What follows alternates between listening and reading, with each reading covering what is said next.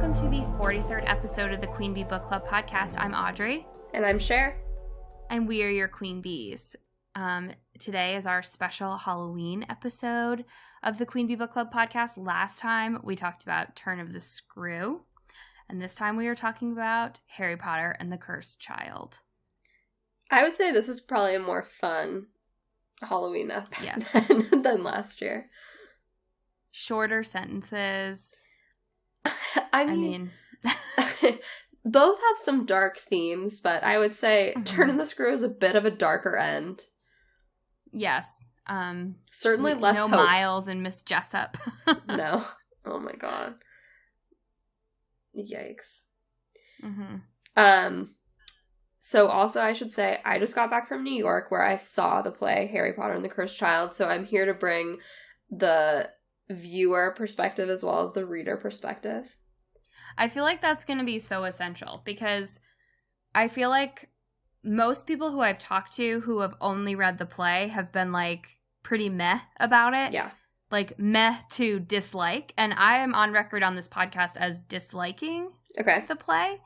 But I think the second time around, because I kind of knew what I was expecting, I did enjoy it more. Mm-hmm. But I still have some things that I just don't care for about it.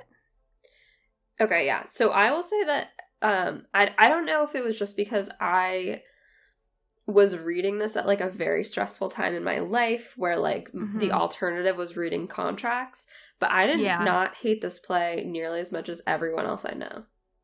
Okay. And I also think part of it was I was going into it knowing that I wasn't going to feel like I did about the actual Harry Potter books, and so maybe I was like sufficiently prepared to be able to enjoy it. That being said, there are definitely some things I have problems with plot-wise, but I think like the big thing, like I already knew about it going in. I'm pretty sure you told me that Voldemort has a child. Oh, okay. And like that I think is like the main thing that I'm just like, no, that's not true. Yeah.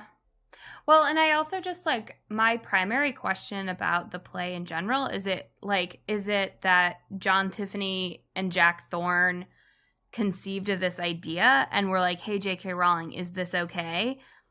I think that's how it happened. I don't think that, because I don't think she had much to do with it, really, besides signing off on it. Yeah. Yeah. And, I mean, like, they really make it seem like she's, like, a big part of it, and I just don't know that that's true.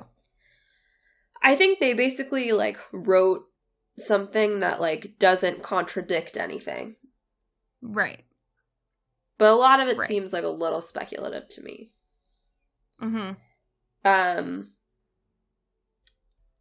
So maybe, like, I feel like maybe the best way to go through it is, like, by character. Like, at first, because I think, like, for me, like, that was my main issue, was that, like, this is just not how I see this character at all. Or, like, you have basically, like, ruined this character in how they were developed in the series. Okay. Well, and then, like, so my question for you as we go through this, because I agree, is I think so much of a play, like, because I was reading some of it, and some of the dialogue feels off to me. Yeah. But I didn't know if it's just because I'm reading it and not seeing how they're performing it. Okay, I will say the dialogue, like, it lands a lot better in performance than it does on the page. Okay. I mean, I would hope so. Yeah. So I went with my two, like, childhood friends, Lauren and Olivia, and we, like, all grew up together reading the Harry Potter books and, like, had sleepovers, like, at my house, like, on the midnight release nights. We would, like, stay up reading them, and, like, anyway, so we, like, very much grew up with the books. And my friend Lauren has a very, like, idealized version or, like, feeling about Harry, whereas I, like, as we've talked about, like, Harry's never been my favorite character, and he's, like, always been somebody who I've seen as, like, pretty flawed. And, like, a little annoying at many a time. And so, like, for me, like, I didn't really have that much of a problem with how Harry himself was portrayed. I was kind of like, yeah, that, like, all of it kind of checks out for me. Like, Harry would, he's still, you know, he's still moody. He's still jumping to conclusions.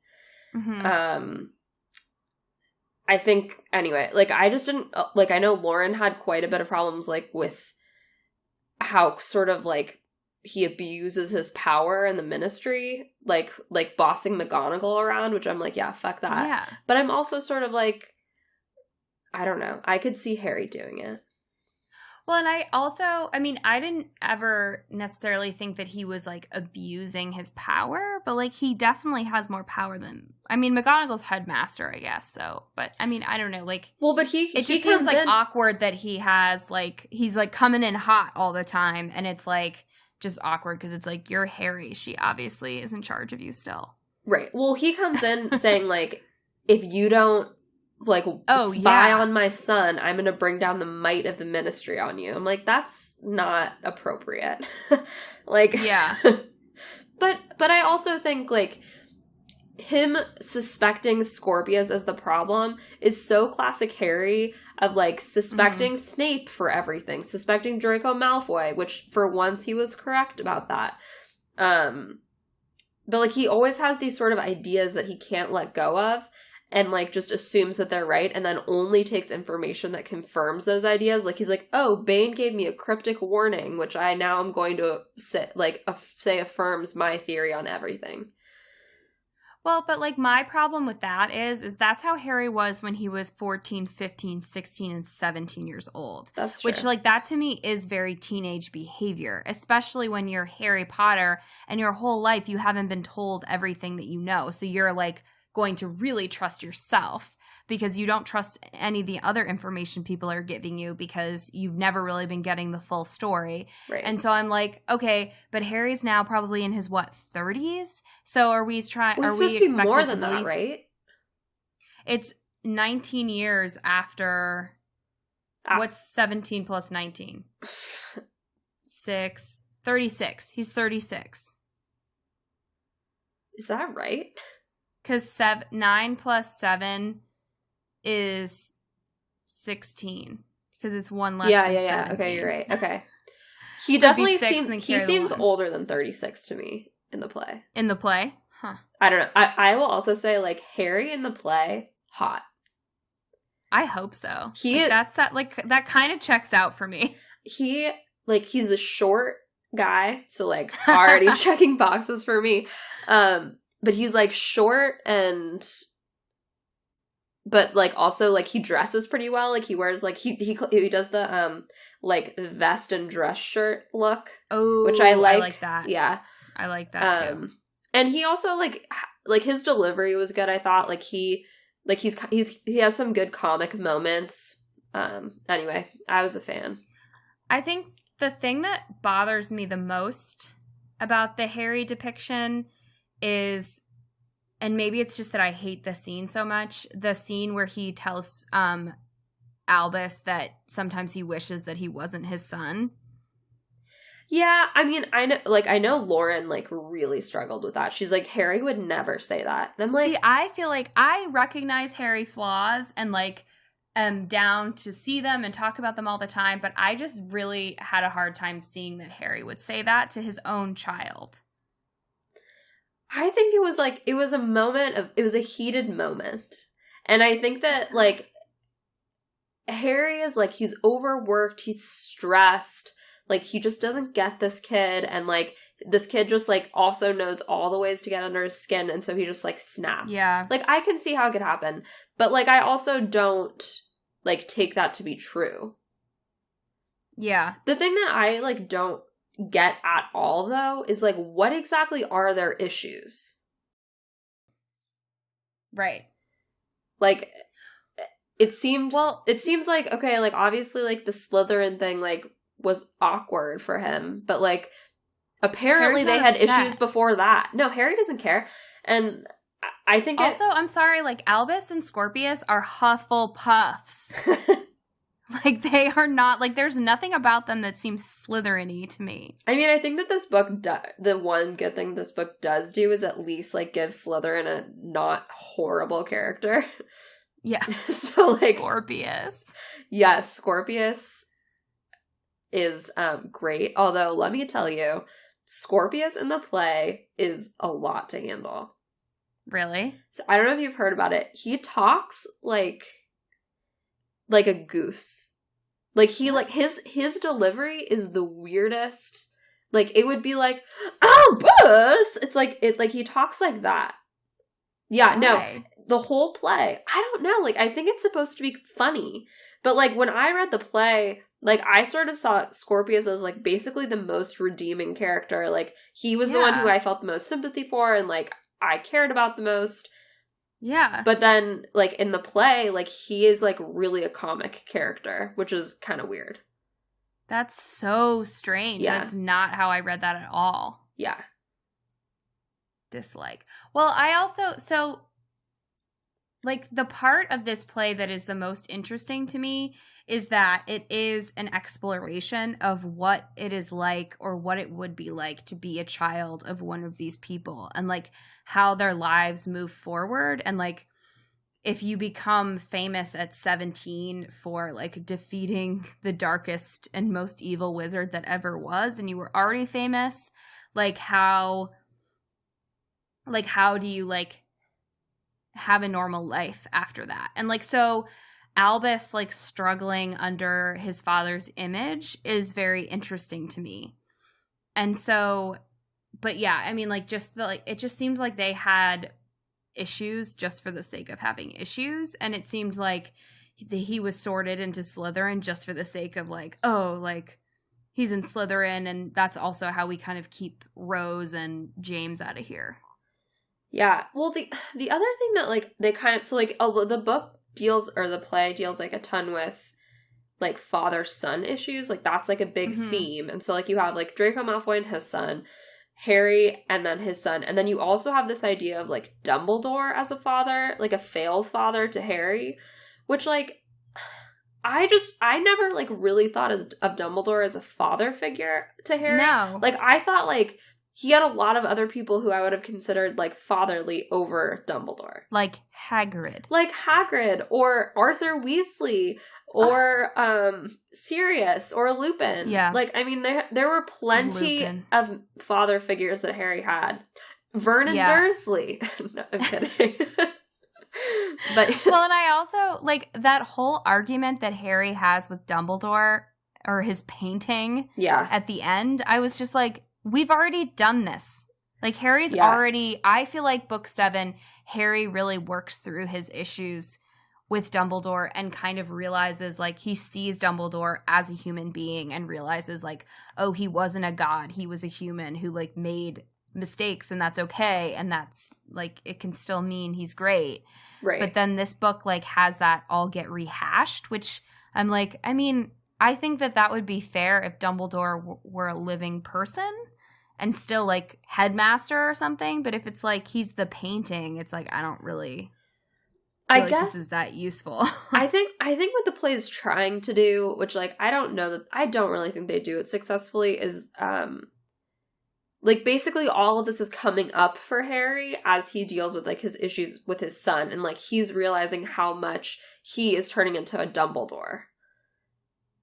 Mm-hmm. I guess. Like, I think he's seeing, like, things that Dumbledore did that hurt him, like, he's doing to Albus.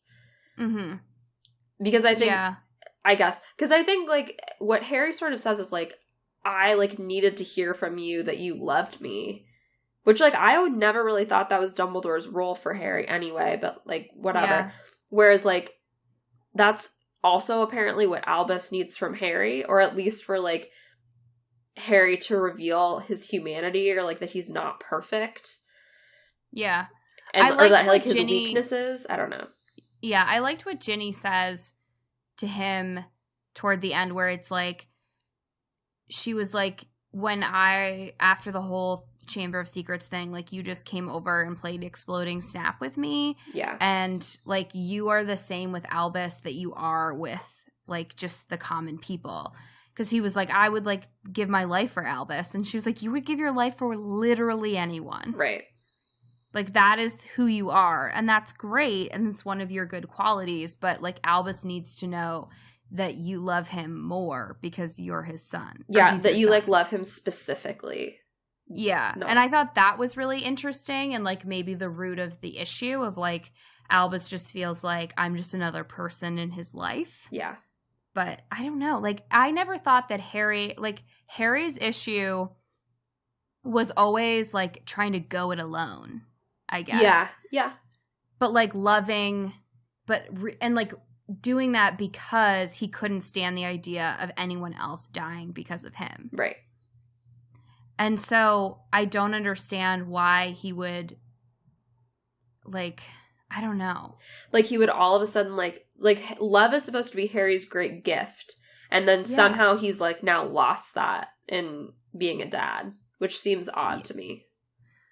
Yeah. Well, because I especially think that Harry, because he would, like, I think he would be incredibly invested in being a dad. And, like, also, we have that whole backstory in the 7th book about how, like, Teddy Lupin eats at their house all the time. Oh, yeah. Why isn't he in the book? He's been, like... Or in the play. Yeah.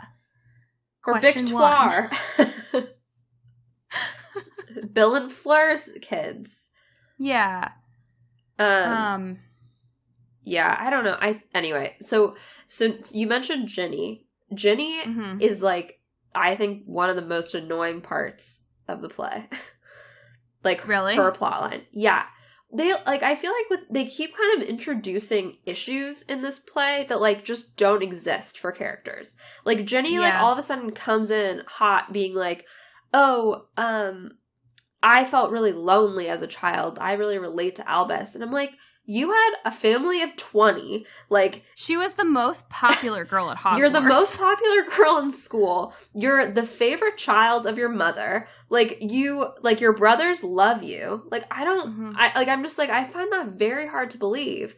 And they just kind of keep throwing in also this idea of, like, how jealous Ginny is of, like, the trio.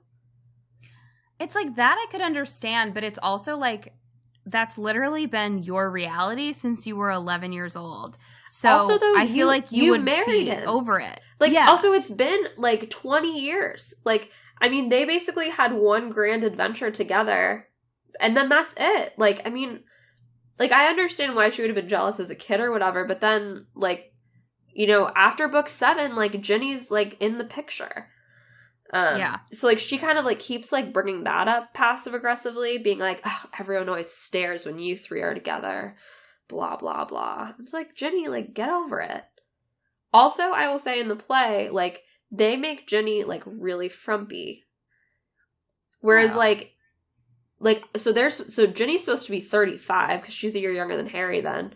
So, like, Ginny, I'm picturing as, like, a hot MILF. Like, she should be, like... you know, wearing a leather jacket and, like, stiletto boots. But no, she, like, wears, like, mom sweaters and, like, dowdy skirts and, like, has, like, a She was bad in the haircut. Hollyhead Harpies. Like, what? Yeah. No. So, I don't know. Like, I just sort of felt like they didn't...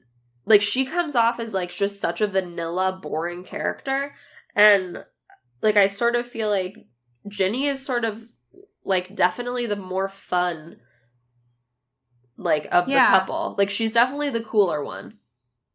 Well, yeah, because we always talked about how she kind of, like, it has a kinship with Fred and George. Yeah. Well, and, I also think, too, like, she's supposed to be, like, the sports editor. Fred and George. Yeah. Like, she's supposed to be, like, a fun, like, I don't know.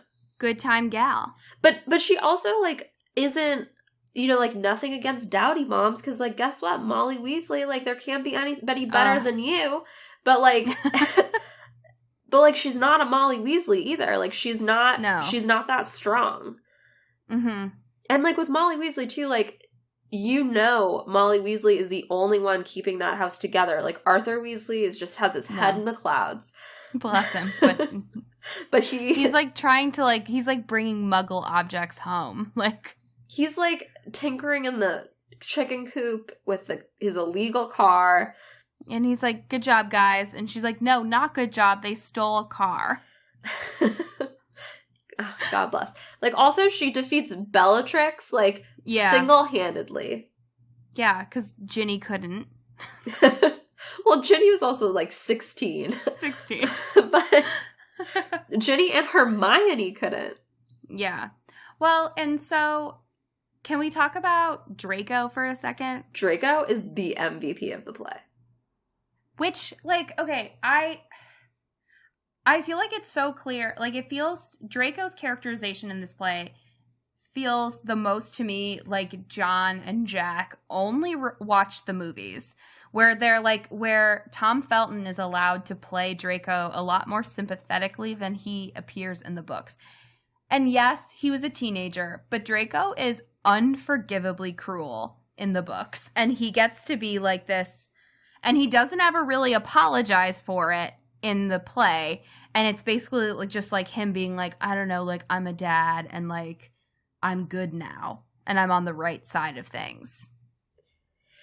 Yeah, I mean, I guess that they kind of try to say that like he married a like nice woman and that is what changed everything for him, which like, I mean, maybe. But I did like the idea that Draco was jealous of the Ron, Harry, Hermione trio because like he never really actually had any like real friends. He basically was like friends with boulders.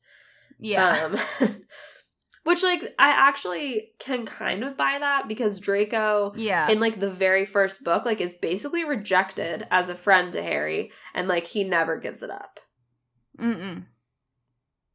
Yeah.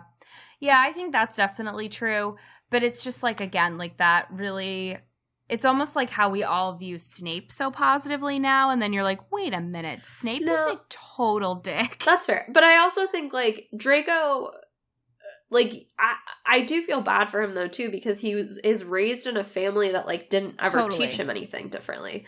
And so I just don't think he repents enough is what I'm saying. Like for the amount of sympathy that, or in like, how well he comes off in this play, I feel like he doesn't have to do anything in it. He doesn't do anything to like make up for who he was. That's fair. But we also don't know what's like, happened in the in between. That's true. I don't know. I just sort of in the play, so like they style him exactly like Lucius Malfoy in the movies. Like that's what he looks like. He has like long blonde hair and I guess Lucius Malfoy has it in like a half pony. He just has it in a like colonial pony. And he like has a really, really deep booming voice. I don't know. I was like, can we just have all scenes with Draco? Because I'm sick of everyone else. But that's the thing. It's like I liked when he was around, but at the same time, like it's that characterization of him looking exactly like his dad. And then, but like, I guess the idea is you can like be in your dad's image without adopting his like horrible policies. Like I don't know. Huh. Yeah, I mean, I also think like I'm a big fan in like shows in general, bringing like the enemies in. Like it happened every day in Gossip Girl. Like, you know, when they bring in Jack Bass to take down that guy. Bart? No, not Bart. The guy who pretty burned sure they his use wife him for that too. The guy who burned his wife alive in the building. What? Yeah, you know the guy. He has the daughter that both Nate and Chuck both date. Raina. Oh, yeah. What's that dad's name? I don't know. Doesn't matter. But like I loved that because like they're like they bring in the big guns and it's like we got Jack Bass.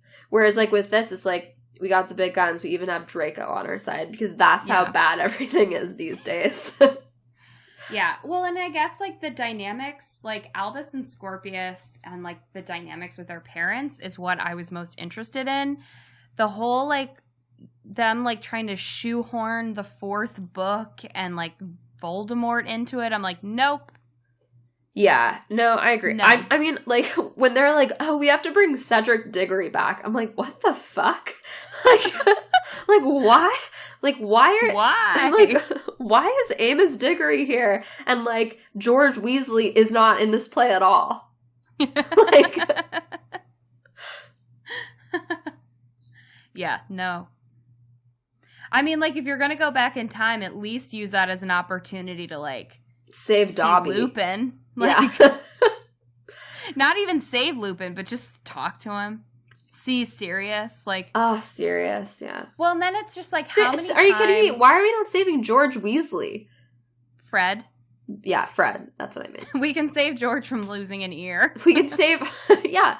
We can save George from a lifetime of misery owning the joke shop, apparently with Ron, unless he just gave it to Ron and, like, did a new venture. Gave it to Ron? What is he up to?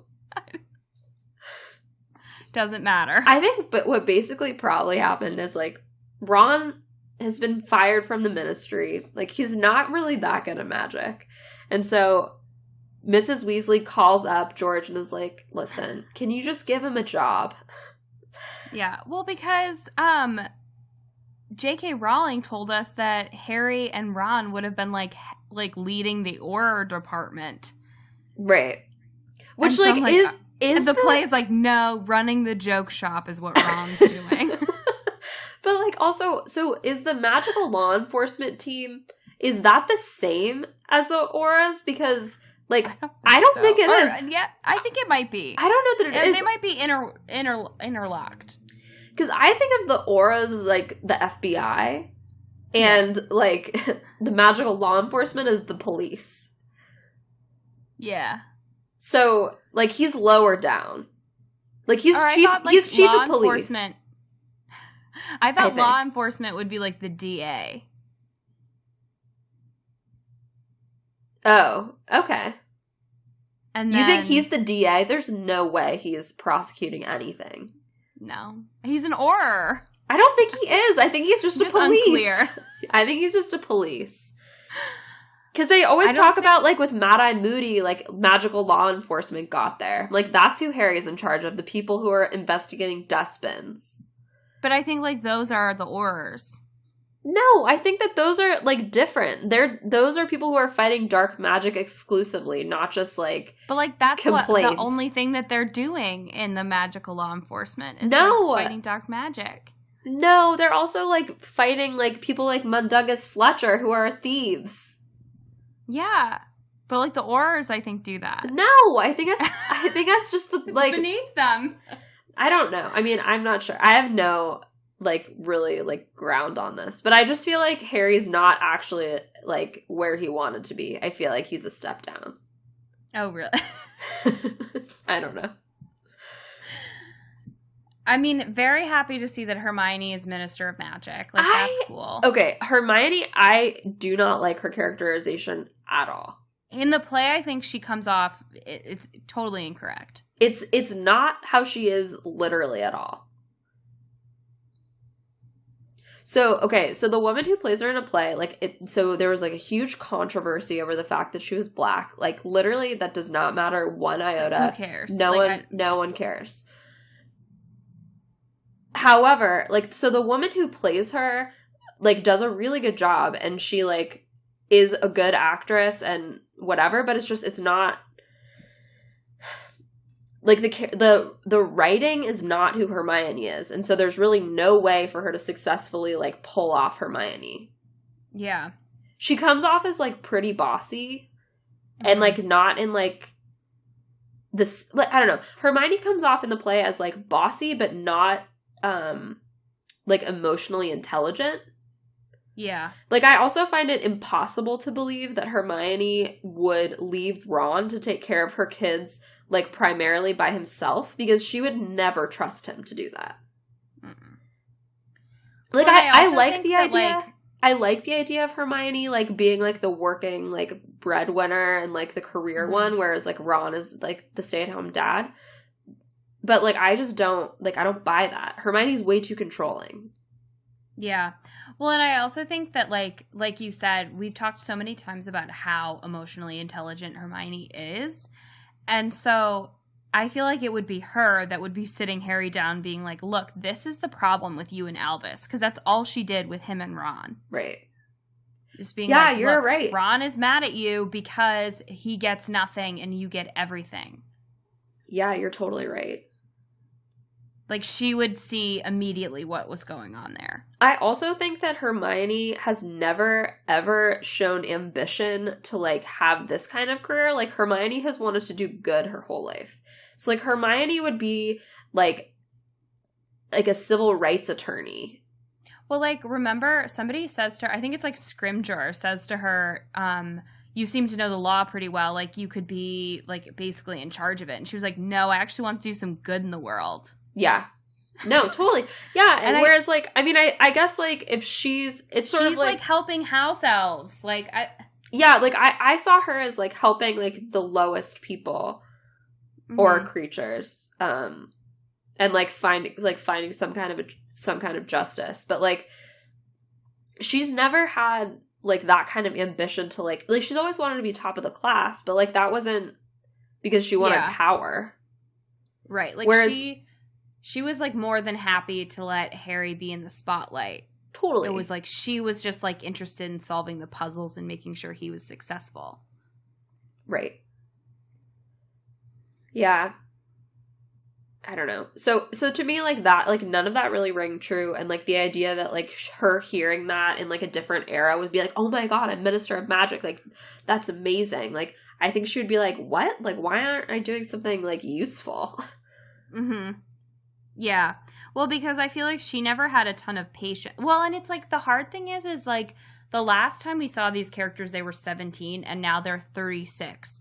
Yeah. And so we have no idea what happened in the meantime. Right. And so it's like obviously people change from the time that they're 17 to 36. They don't do it usually a total 180. Right. But it's like I wish that they went into things that like just making some of those leaps a little bit more clear.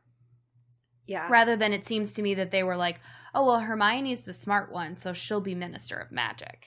And that'll make everyone happy because she's also a woman. Yeah. I mean, I just don't think this needs to exist.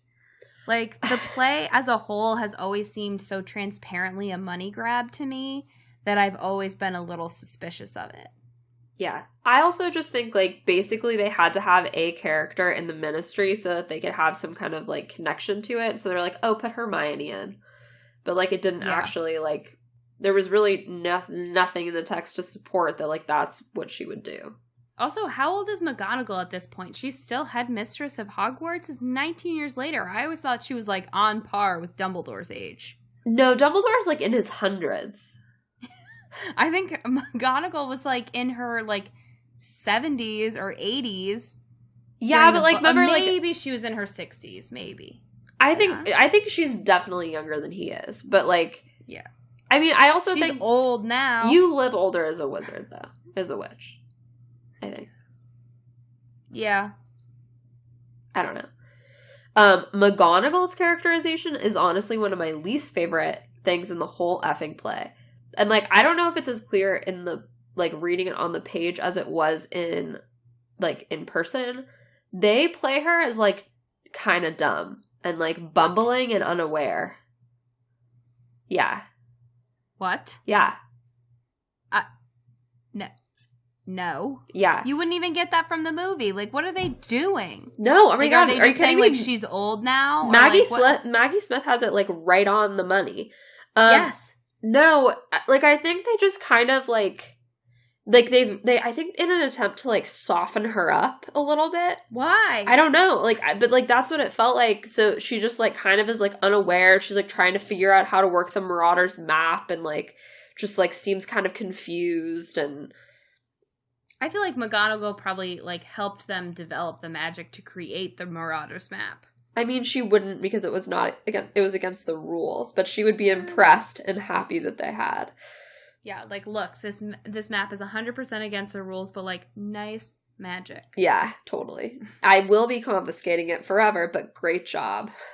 Yeah, like, similar to when Harry was not supposed to be on that broom in the first book, and she's like, yeah, but, like, you seem like you'd be pretty good at Quidditch, and I've got my eye on the prize.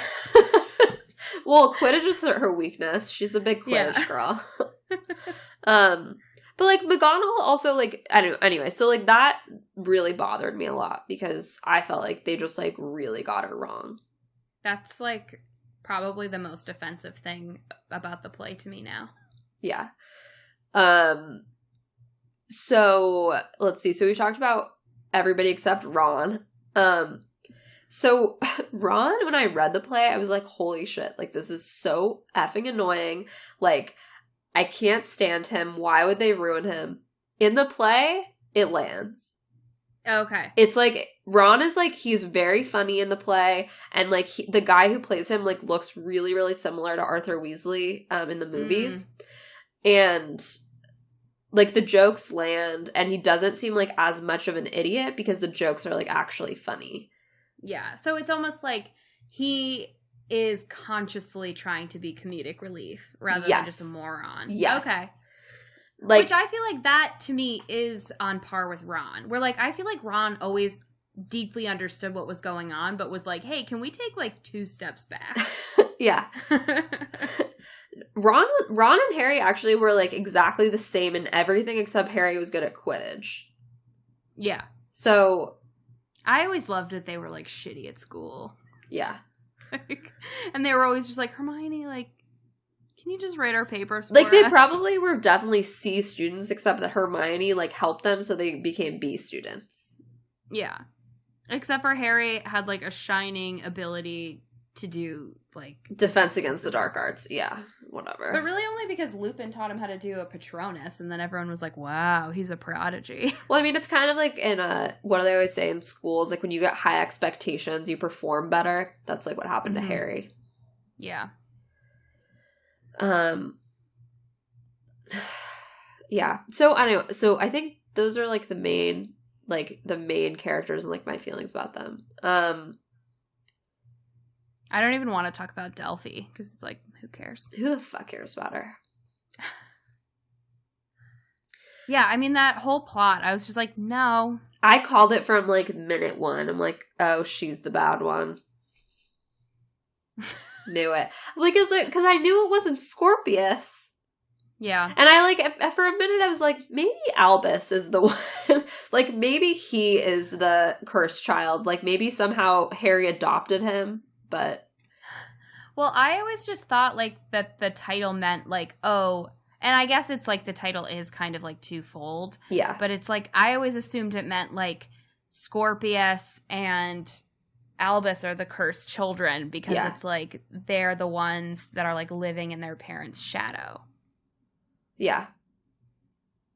No, I think that is definitely one facet of the title. Well, and then so when there was an actual cursed child, I was like, no. Yeah. So can we just like address for like 1 second the fact that like Voldemort definitely never had sex?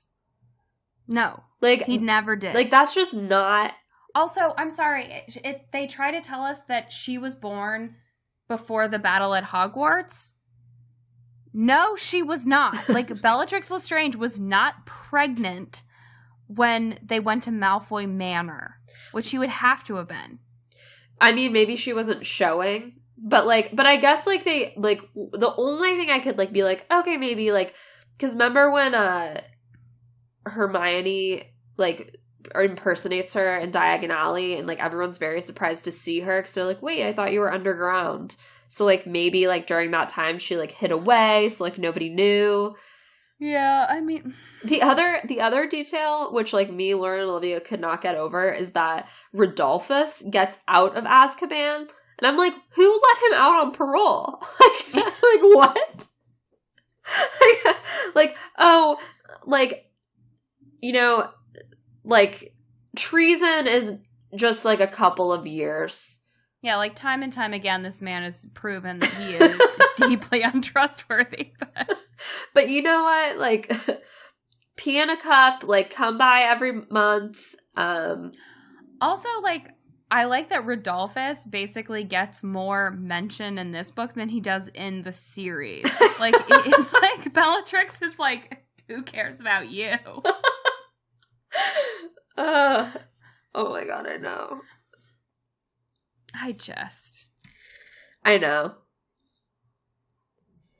I mean, the other thing too about the play is that like time turners like really fuck with my head. Like if you think about it too hard, like everything unravels, and so you just have to not think about it too hard. Yeah, and they go back in time like too much. Yeah.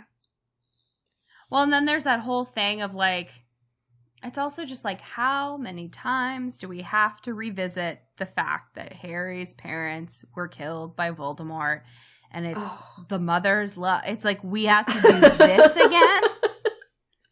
In the play, like, you don't see, like, Voldemort killing them. Like, basically what it is on the stage you have, like, all of them in a line, and then Voldemort, like, walks through them, like, towards, like, you know, whatever is the house, which is, like, the back of the theater.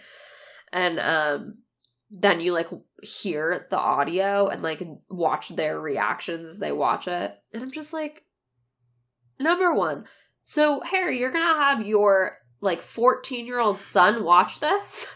Like, there is no reason you need to. Right.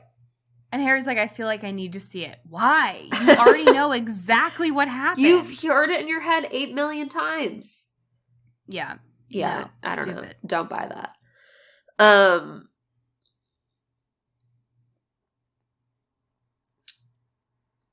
What else?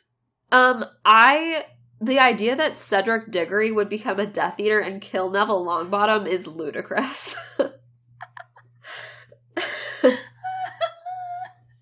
It's because he was humiliated in the Triwizard Tournament. He was blown up like a balloon, and, like, that is the definition of humiliation. Don't you know? He would never come back from that. Meanwhile, like, Cedric was, like, the most easygoing, like, kind guy. Just your typical vanilla. Yeah. He would have been like, oh, well, that was really devastating, but, like, I've still got hot Cho Chang. See, I thought what they were going to do is that, like, then Harry's married to Cho, and that's why Albus wasn't born, because he ends up saving Cho. But, like, oh no, we can break up Ron and Hermione, because who the fuck cares about them, but, like, Harry and Ginny are sacred. Like, bullshit. Yeah, like, I care way more about Ron and Hermione. Also, I just want to touch briefly on that disaster date that Cho and Harry have in book 5. Beautiful. With Roger Davies. Yells at her. I'm surprised Roger Davies didn't make an appearance in the play. I wish. Also, so, like, they're, like, they basically have to go back in time because they're like, oh shit, Rose was never born because Ron and Hermione never got married. But then we meet Ron, who's now married to Padma Patil, and they have a child, but they're like, who the fuck cares about Ponju? Like, we're like, we gotta get Rose back. Also, sorry, like, I have a very hard time believing that even if Ron was not driven to jealousy, but, like, Crumb, like, didn't take Hermione to the dance, and so, like, Ron was somehow a good date to Padma Patil? Bullshit. Well, they were dates. Hermione was his date. And so Oh, you're right. Yeah. So it is believable Ron would cheat on Hermione with Padma, though. Yeah. No, he's just a bad date in general, so... It was like, hey, Hermione, I'm actually going to dance with this hottie over here, so... I also know, like, their sexual tension has been building since age 11. So I just have a hard time believing that if this one, like, Crumb and Hermione is not the catalyst of their love. Well, and you can even tell that they're in love with each other when they see each other in the play. Because it's like he goes and visits her at school when she's all mean. Oh, yeah. And I was like, oh... Like, I like how it's like, yeah, Hermione is, like, this, like, cruel celibate teacher. Yeah, she basically turns into Ron. She turns into Professor Umbridge. Yeah, and I was like, excuse me, like, Hermione would have had choices. Like, if she didn't marry Ron, she 100% could have married Victor Crumb. He loved her. Yeah. Well, and even if Hermione is going to be a celibate teacher, she would be like a McGonagall. She's a kind person. Like, just because she's not getting any, she doesn't all of a sudden turn into, like, an evil witch. Yeah, exactly. Can we talk about, so when this book first came out, a lot of people were feeling like there was a potential for Scorpius and Albus to have a relationship. Like a romantic relationship. I think you could definitely read that in the play, like watching it. I think that you can. And, like, I don't obviously have a problem if that were to have been developed. And I think I agree with some people who say, like, it would have been a nice opportunity for some, like, natural inclusion of the LGBTQ community in the Harry Potter franchise. But I also think that part of the reason that people read that into the play, and I'm not saying that it's not there, because I totally could see how you would see that, but I also think that we just don't get that many depictions of intimate male friendships. I think you're right. And so I think this is, like, if it develops into romance, I think that's great, but I also think it's really lovely to see an intimate male friendship. Because, I just think that it's so nice to see that, like, or to depict young boys being able to be, like, delicate and vulnerable with each other in their friendships, and, like, almost having a very feminine friendship. Yeah. I think is really important, and I don't think we see that very often. And I always just, like, I love a good, like, sweet male friendship. And even, like, Harry and Ron had a nice friendship, but it wasn't vulnerable like Albus and Scorpius's is. No, I think you're right. And I think that Harry and Ron, like, everything was very implicit. Like, I think that, like, Harry was understood, like, Ron's poor, and, like, so, like, I need to be sensitive about Ron being poor. And so, like, there was kind of, like, that sweetness where, like, I don't know, like, on their first time on the train where, like, Harry offers to buy him, like, candy, and, like, he's just like, I have, like, so much money, I don't know what to do with it. And Ron's like, oh, I have, like, corned beef. And he's like, no, like, I'm just buying a bunch, you'll have to help me. Like, it's just, like, sweet. Yeah. Well, and, like, Harry at that point had never had a friend or been treated very nicely by anyone. And, like, because he grew up with kind of nothing and being mistreated by the Dursleys, like, I forget what he exactly says, but it's something like, I don't think there's anything wrong with, like, you know, not being able to afford XYZ. And you're just like, oh my God, these angels. I know. But you're right, though. I think partly, though, because, like, Ron is not exactly, like, a deep thinker. Mm-hmm. Like, I think Harry and Hermione have a very, like, their friendship is actually, like, more akin to, like, Albus and Scorpius. Yeah, I would agree with that. Even though Harry values his friendship with Ron over his friendship with Hermione time and time again. Yes. Especially when he's like, I have to hang out with Hermione in the library all the time.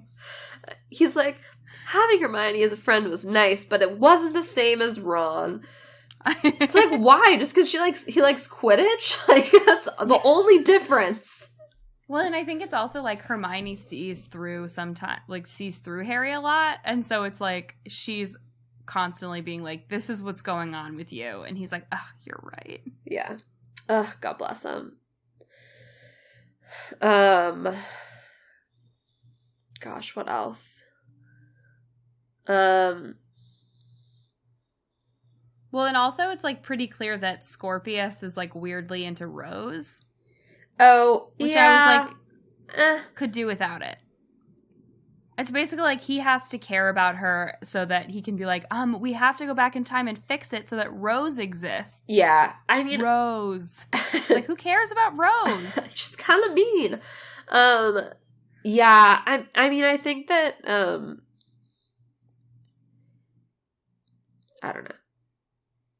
Like, I think that actually the whole problem with Hermione in the play is, like, they read her, like, know-it-allness as ambition, and, like, that's not right. Which is, like, also how they portray Rose. Like, she goes to school and she's like, I want to be, like, the youngest person on the Quidditch team and, like, the best at everything. Yeah. And, like, that wasn't ever how Hermione was. Like, she was just, like, basically anxious and, like, trying to, like, stay on top of things, like, not because she even wanted to be the best ever, but just because she, like, wanted to learn. Yeah.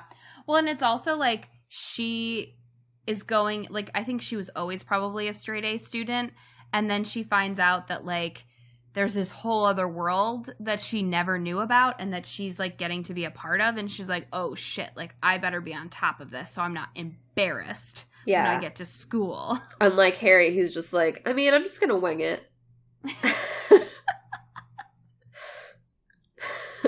Oh, That's so good. Like, Hermione reads so many books, and Harry's like, I mean, why?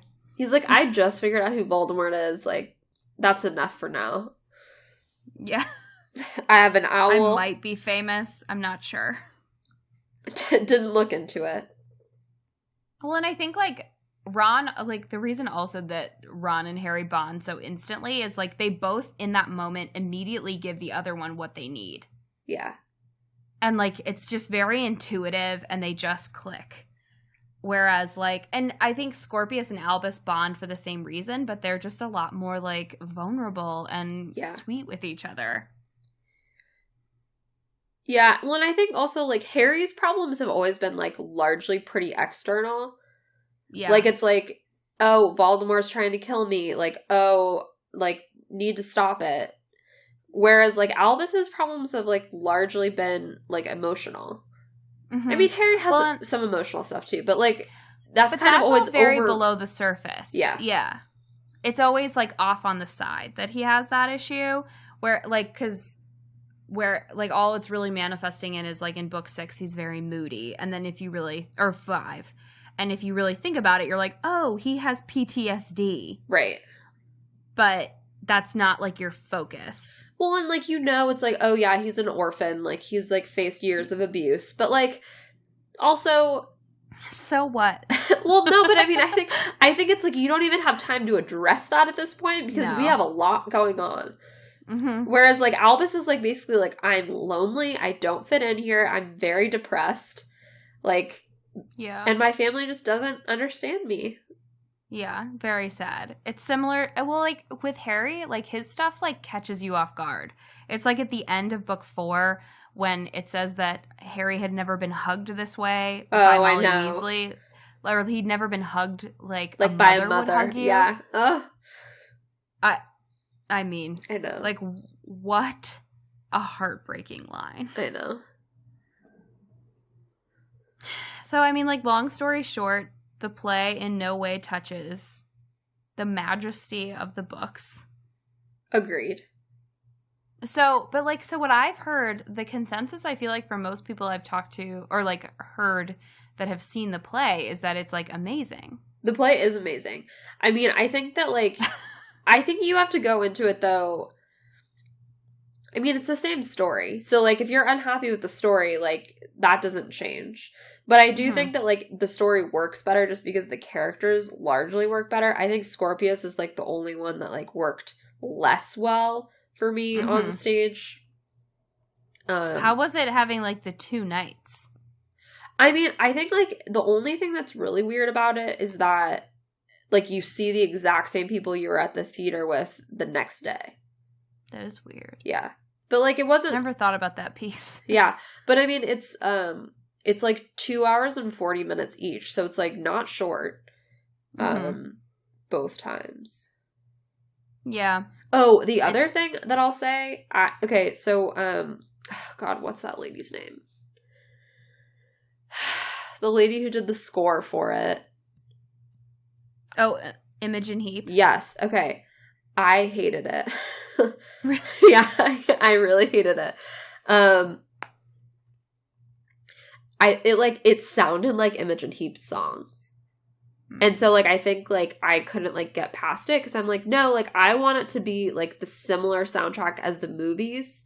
Yeah. Where it's, like, kind of tinkling and, like, a little bit creepy, but also, like, soothing and, like, warm and majestical. Whereas, like, yeah. Whereas, like, this was, like, basically, like, new age at the club, kind of. Yeah. I was like, I don't know. But like, the effects were, like, incredible. Like, I've never seen effects like that ever on stage. And, like, you definitely, like... I was wondering, reading it, I was like, how on earth would they do this on a stage? So, like, the time turner... When they do it, like, so they have, like, clocks on, like, the top of the stage, which, like, spin, and then they do, like, a huge noise, like a bass noise, which, like, makes you shake, and then they, like, do this weird light effect where it looks like the whole stage, like, warps. Like, I have no idea how they do it, but, like, I was like, yeah, that really checks out. Definitely seems like we went back. Awesome. They have, like, I don't know, like, halfway through, like, I found myself, like, not even questioning, like, or thinking, like, oh, I wonder how they did that. I was just like, oh, yeah, that's, like, it's magic. Like, that's fine. Like, you can definitely, like, put your wand on a piece of paper and then it will all clean up your whole desk. Yeah, like, they did that. I'm trying to think of, like, other cool... There was a lot of stuff, like, someone would swish a cloak and, like, stuff would disappear. Oh, ooh. When they polyjuice potioned, that was, like, really cool. Because they would, like, basically turn into the other person. But, like, I don't know how they really did it. I think there must be a hole in the stage that, like, one goes down, the other comes out. But, like... That's so cool. It was really cool. What else? Harry and Draco's duel in their kitchen is, like, one of my favorite scenes just because it's very funny. Mm-hmm. Moaning Myrtle is great in it. She's, like, very similar to the movie version of Moaning Myrtle, not the book version, but, like, that give us what we want. I'm trying to think. Dumbledore, like, when he was in his portrait, would basically, like, walk behind it and then, like, be in it, but, like, somehow it made it so, like, every point of the stage it looked like he was just the portrait, so, like, I don't know how they did that, really. I don't know, it, like, I felt like, oh, wait, we have to talk about the Snape part. The what part? The part with Snape in it. Oh, yes. Okay, so that is, like, probably my favorite part in the whole play. Mm-hmm. Like, when he, like, comes on stage, like, they show him, like, at the blackboard, and, like, it turns, and, like, the whole audience just, like, went wild. And it was like, yes! Like, the whole second half of it is just, like, a lot of, like, it's, like, a lot of fan service, where it's like, yes, give us what we want. Yeah. But, like, he came out, and, I don't know, he played it well. Like, I felt like... I liked that we got a chance to, like... Snape got a chance to know that, like, Harry named his child after him. Mm-hmm. Which still, I wanted. No. You know what? That's a thing that I disagree with J.K. Rowling about. It's like, of all people... Like, I get why, but it's also, like, he was horrible to you and to Hermione. Always. And Neville, too. So mean to Neville for no reason. Yeah. But I don't know. I enjoyed it. I felt like it was again one of those moments where it's like, yeah, let's bring Jack Bass into the scene. Like everybody's like, yes. Or like Carter Bazin. It's like, yeah. It's also a fun dynamic. Ooh, I just punched my mic. Sorry to the people at home. It's also a fun dynamic to see, like, him teaming up with Harry and Ron, and, like, I like the idea of Hermione, being, like, a warrior princess. Yeah. Because Harry's dead. All right, yeah, I mean Hermione. Yeah. I like the idea of her being, like, a warrior princess. I liked the idea of her being a warrior princess, too. And, like, Ron just, like, her buffoon of a helper. Yeah. Yeah, I liked that dynamic, too. I don't know. It was like once again, Snape does sacrifice himself for the cause, does it bravely, does it without complaint. I don't know. I liked it. I felt, like, less and less satisfied with Dumbledore. Like, I agree with you. Like, I felt like we had sort of closed the door on Dumbledore. Like, we had some closure. I just didn't think we needed him at all. Yeah. But, like, once again, it's like he disappears exactly when we might need his advice. In classic Dumbledore fashion. Yeah. I also wanted to know, like, are Arthur and Molly Weasley dead? Like, what are they up to? Yeah, it's like, sorry, we get Ludo Bagman, but not them. Ludo Bagman, Amos Diggory, like, just obscure people. Mm-hmm. I'm surprised we didn't get, like, Fleur Delacour, like, another person I'd never have cared about. Yeah. Fleur's little sister, Gabrielle. Let's get more of her. So, like, on the whole, like, are we glad that this exists? Or, I guess it's, like, sure. I mean, here's the thing. Like, I feel like I'm glad that the play existed in book form so I could read it before seeing the play so that I could, like, know the story. That being said, like, I don't think that everybody should read this if they have no plan to see the play. Oh. Like, I don't think that this should ever have been treated as, like, something that's, like, the next part of the series, sort of. Like, oh, now you have to go buy it. It's like, no, like, if you want to see the play, you should probably read it so you're not surprised by the storyline and so you can actually follow it. Also, I don't know. Yeah. If you are not a Harry Potter fan and have never read the books, like, good luck. You will be very lost. Yeah. You'll be like, who the fuck is Cedric Diggory? Well, like, what is the Triwizard Tournament? I've never heard of it. It's also, like, I just resent that on the back it says the 8th story 19 years later. It's like, no, it's not. No, it's not. And I also, like, I don't take it as canon. I take it as separate. Yeah. I think it's, like, a picture of what might be, but I don't take it as, like, what actually is. Yeah. I agree. Well, and I just think, like, that's why I never really like when shows do, like, I don't get excited when shows reboot. Yeah. Because it's always, like, sometimes, like, a decade after we initially, and it's just, like, not the same energy or dynamic from the characters. And there's just, like, a lot that has probably happened in between, and it's just, like, it's never what you want it to be as a fan. So it's almost always better just to leave things alone. Yeah. That being said, though, like, I did enjoy reading it. And I did enjoy, like, a chance to enjoy, like, this world again for a period of time. Oh, one more thing. Can we just talk about the trolley lady and, like, what the fuck is that? Yeah. It is the weirdest scene in the play you've ever seen. Like, all of a sudden, she's, like, this mythical being that, like, is in charge of keeping the children on the train? Yeah, not sure. Dislike. I can't believe that's what JK intended. Yeah. But who knows? I mean... The other thing that I would like to mention, I went to the New York Historical Society over the weekend, and there was an exhibit, which is, like, for the 20th anniversary of Harry Potter, like the first book, and like it's called A History of Magic, and so they have, like, a bunch of, like, real, like, quote unquote magical objects, like, from, like, real witches through the ages. So they had, like, a cauldron from, like, the 13th century and stuff, so it was very cool.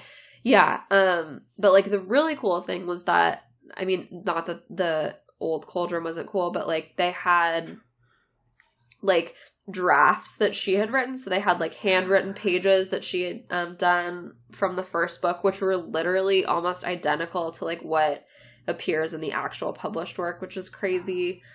And then she had, like, an early draft where, like, which I thought was really interesting, where Fudge is actually the Muggle Minister of Magic, which I'm like, yeah, that checks out.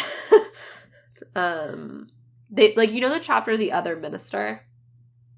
So she had, like, basically written that for the first book, and that was supposed to happen sort of, like, telling that, like, Voldemort's gone. Oh. And, like, Fudge was that minister. Yeah, so it's, like, kind of, like, a weird thing. So it was a similar scene. And, like, Vernon Dursley was in politics and was, like, running against Fudge.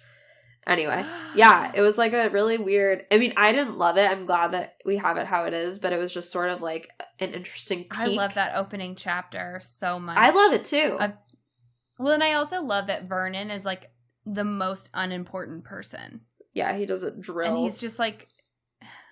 And he's just, like, trying to go to work. And he's like, who are all these ludicrous people? Yeah. I also love robes. I also love the other minister chapter in book 6. Is that book 6? I love it so much. Yeah. Yeah. It's the first chapter in book 6, and it's basically just them talking to the minister like, look, you're going to do what we need you to do, you little idiot. I could listen to that chapter a million times. And then the number one coolest thing that's in there is she has, so, like, when she wrote the first book, she, like, had these, like, flowchart outlines for the other 7. And so book 5, they have, like, the whole outline on the wall. And, like, she basically has, like, each chapter planned out, like she has a column that's, like, Ginny/Cho, so, like, romantic interest stuff. So, like, is anything happening within this chapter with that? Like, no, or, like, this is what's happening. Yeah. Oh my gosh. No, it was insane. And, like, a lot of it, like, I mean, some of it changed, obviously, as time went on, but, like, a lot of it really stayed the same. So. That's amazing. Pretty cool. Yeah. But so, yeah. So it was a very Harry Potter weekend for me. I would say, so, like, this is going to be controversial. Like, I would give it a 6 out of 10 for reading it. And I'd give it, like, a 9 out of 10 for watching it. Really? Yeah. See, I feel like that makes sense, though, for a play. Because some of it, like... But, like, I feel like 6 out of 10 is higher than probably most people would rate it. Like, Lauren and Olivia both rated reading it as a 2. Oh. Yeah. Well, and I just think, like, some of these, like, like, the later part of the play, like, reading it, it's just, like, seeing, like, just when you just have the dialogue and you don't know how the actors, like, interpret it, I was like, this seems stupid. Yeah. Like, there are a couple of Harry lines where I was like, what? Yeah. Like, at the end when there's, like, when they're in the main conflict. But yeah, I mean, I think I enjoyed reading it more the second time because I kind of knew what was coming. And I remembered my first reactions. But it was like, the first time I read it, it was like trying to, like, force your, like, foot into something that didn't fit right. Yeah. And you were just like, this isn't, like, this just doesn't feel, it was like wearing a wool sweater for me, where I'm like, this is supposed to be warm and good, but it's really itchy. Yeah. Yeah. I mean, I also really preferred the first half of it, reading it. I agree. Than the second half. But yeah. I actually like the second half watching the play better than the first, but I think part of that had to do just with, like, it was a more lively audience the next night, because I think we, like, knew what to expect, and, like, people were excited, whereas the first night I think people are like, we don't really know what this is going to be. Mm-hmm. So yeah, that makes sense. But yeah. Well, I don't know what our next book is. We haven't picked it. Me neither. But we have not. Happy Halloween, everybody. Yes, happy Halloween. Stay safe. Yep. Make good choices. Try to get rid of your candy as soon as you can. Yep. Uber, don't drunk drive. Right. Watch out for your friends. Mm-hmm. Yeah, that's... And, you know, thanks for listening. Yeah, thanks for listening. And check us out on Instagram. Yeah, check us out on Instagram, our best social media platform. Oh, by far. Oh, but if you do want to check out Twitter, I did live tweet Mamma Mia too, so... Oh, I should check that out. Except I haven't seen it yet, because I have no time on my hands. If you just need, like, a self-care break, like, the movie has somehow less plot than the first one, but it is a delight. Okay. If it has Colin Firth, like, just being adorable in it, I'm in. I wish Pierce was not in it at all. Yeah. He's looking a little tubby in the second one, I will say. Does he sing in it? Because if he does, I'm out. Okay, he does. Minimally. He doesn't have his own song, but he does sing, and I was like, why? Just give him a role he can do. Like why? Like, Colin Firth, like, when he sings that summer song, like, he does a great job. Yeah. He's weirdly, Colin Firth does no, like, significant singing in the movie, and yet he's the only credited singer on Dancing Queen, and it is 100% an ensemble song from beginning to end. It's not even like Colin Firth and cast. It's just Colin Firth. I mean, who are we here for? Exactly. I think it's just because he has so many great moments in that scene. Okay. Where, right, like, when I saw he was the only credited singer, I was like, I mean, honestly, it checks out. Well deserved. All right. Well, bye, guys. Well, thank you for listening. All right. Bye. Bye.